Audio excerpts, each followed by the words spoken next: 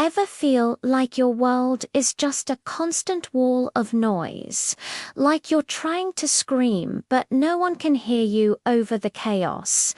I've been there. My first day as a substitute teacher felt exactly like that. I walked into a classroom that was pure, unfiltered anarchy. Paper aeroplanes soaring, kids shouting, a couple of boys having a full-on wrestling match in the corner. It was a scene straight out of a disaster movie, and I was the unsuspecting lead. My heart was pounding, my palms were sweating, and my carefully prepared lesson plan felt like a joke. For a second, I honestly considered just walking out and never looking back. But then I remembered a story my grandma used to tell me.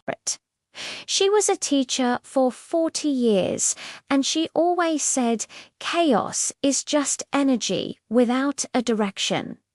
That's when I saw her, a quiet girl in the back corner, not participating in the mayhem, just watching.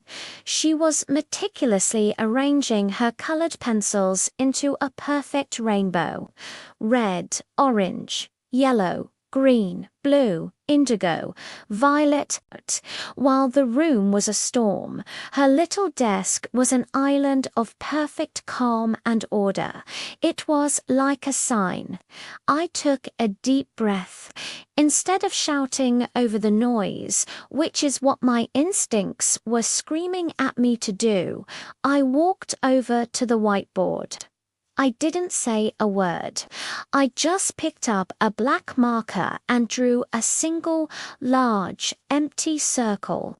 That's it. Nothing else. The sheer weirdness of it was enough to make one or two kids pause. They stopped what they were doing and looked at me, then at the circle. Curiosity is a powerful tool.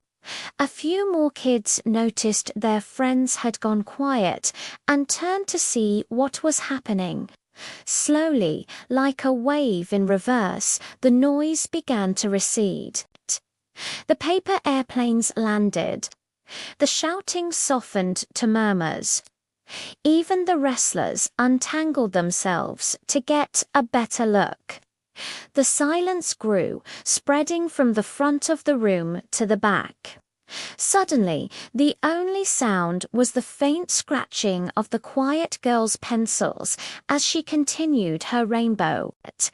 Everyone was looking at me, waiting.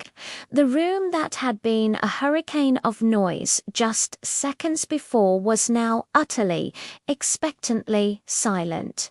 I held that silence for a moment, letting it settle. I looked around the room, making eye contact with a few of the students. They weren't defiant anymore. They were intrigued. They were ready to listen. I finally picked up a red marker, uncapped it, and pointed to the circle. This, I said, my voice calm and clear in the quiet room, is a world without stories. It's empty. It's boring.